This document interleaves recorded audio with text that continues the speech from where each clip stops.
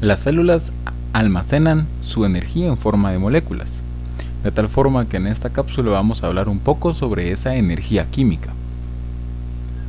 Recordemos que energía es la capacidad de realizar un trabajo y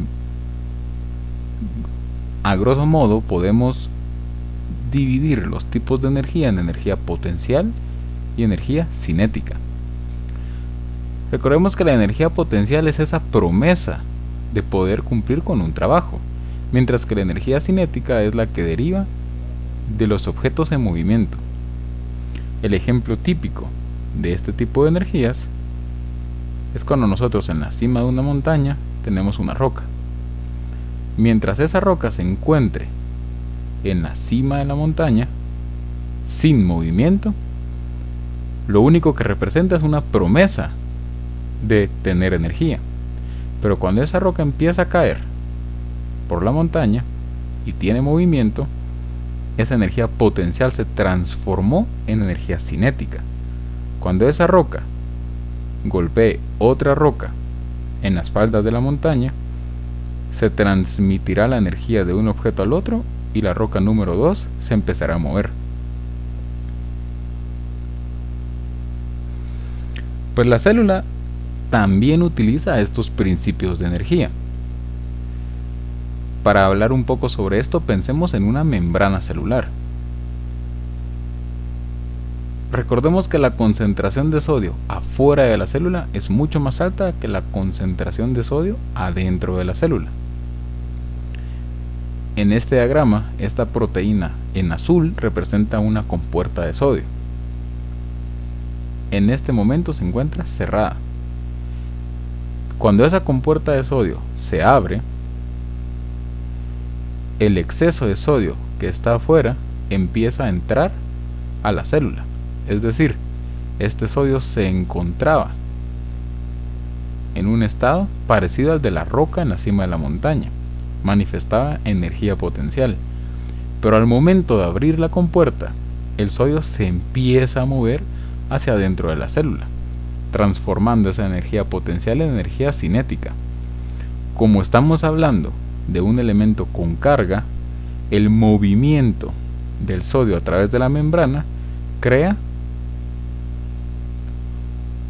una corriente eléctrica, crea un cambio de voltaje. O sea que esa energía cinética está empezando a crear energía eléctrica. Y esa energía puede ser de utilidad para muchas cosas. Por ejemplo, aquí en anaranjado estamos representando un canal dependiente de voltaje. De tal forma que cuando el sodio se mueve, cambia el voltaje de la membrana, el trabajo que realiza es abrir un canal dependiente de voltaje.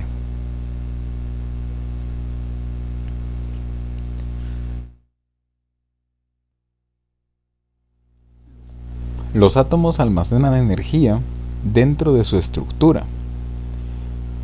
Ese es un tipo de energía potencial. Veamos por ejemplo que el núcleo de un átomo tiene cargas positivas, que son los protones, cargas neutras, que son los neutrones, y alrededor de ese núcleo giran u orbitan cargas negativas, que son los electrones. Estos electrones, para mantenerse alrededor del núcleo, se necesita cierta cantidad de energía que los mantiene en esa posición, y esa energía derivada de la posición se le conoce como energía potencial, al igual que la roca en la cima de la montaña. Entre más lejos esté un electrón del núcleo, más energía necesita para mantenerse ahí. Por lo tanto, cuando este último electrón se separa del resto del átomo, libera esa energía que lo mantenía en esa posición. A este tipo de energía es al que se le conoce como energía potencial química o energía química. de tal forma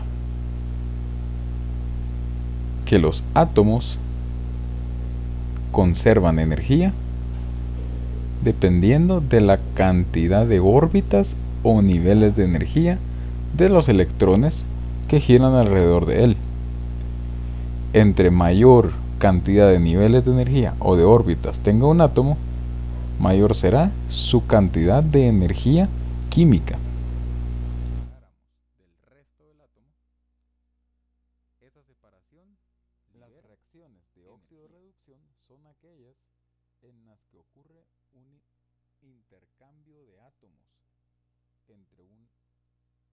Respecto a esto existen... Las reacciones de óxido-reducción son aquellas en las que ocurre un intercambio de electrones entre un átomo y el otro. Por ejemplo, en esta reacción tenemos un hierro con carga neutra, que quiere decir que tiene la misma cantidad de protones que de electrones. Si a eso lo asociamos a un cobre con carga positiva, que quiere decir que tiene más protones que electrones, o sea que tiene un déficit de carga negativas, en ciertas condiciones ese cobre arrebatará electrones al hierro, convirtiéndose en un átomo o en una molécula de carga neutra. Y el hierro, como perdió 2 electrones, adquirirá 2 cargas positivas. A este movimiento de electrones de un átomo a otro se le conoce como reacción de óxido-reducción. Es importante reconocer que hay una molécula que pierde electrones y una molécula que gana electrones. Esta molécula que pierde electrones se le llama una molécula oxidada, y esta molécula que ganó electrones se le llama una molécula reducida. De tal forma que el cobre que robó los electrones y se redujo es la molécula oxidadora del hierro. Más o menos al mismo tiempo, es decir que su órbita incluye al carbono y después incluye al hidrógeno.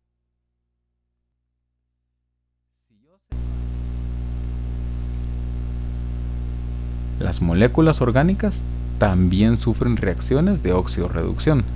Por ejemplo, pensemos en una molécula de metano, que es un carbono asociado a 4 hidrógenos.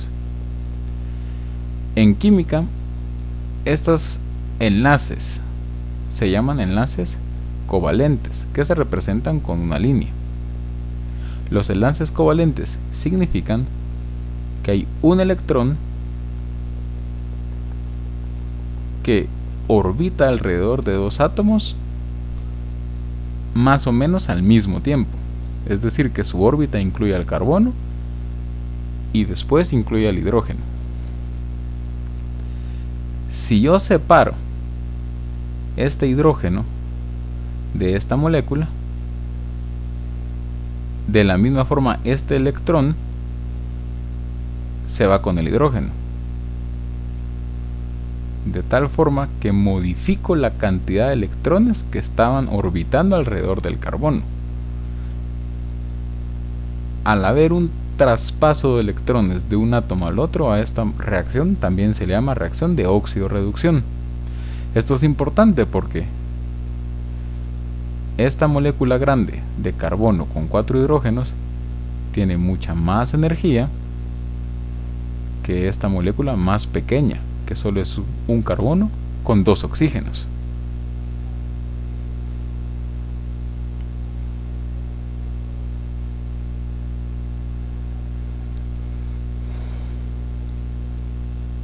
Como vemos, las moléculas grandes, al momento de ir perdiendo sus elementos, van liberando energía.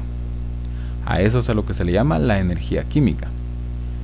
La molécula más común utilizada por la célula como fuente de energía es la molécula de ATP. Eso significa adenosina trifosfato. Esto es así porque en su estructura contiene una molécula de adenina asociada a una ribosa, y en su conjunto eso se le llama adenosina, y tiene 1, 2 y 3 moléculas de fosfato, de tal forma que es trifosfato. Este último enlace entre el fosfato terminal y el fosfato intermedio es el enlace que acumula energía. Cuando la célula necesita energía, convierte esta molécula de ATP en una molécula de ADP, es decir, adenosin difosfato, y un fosfato libre. Es decir, pasa de una molécula grande a una molécula más pequeña. Ese proceso de romper una molécula grande en moléculas más pequeñas da como resultado la liberación de energía, que es lo que la célula está buscando.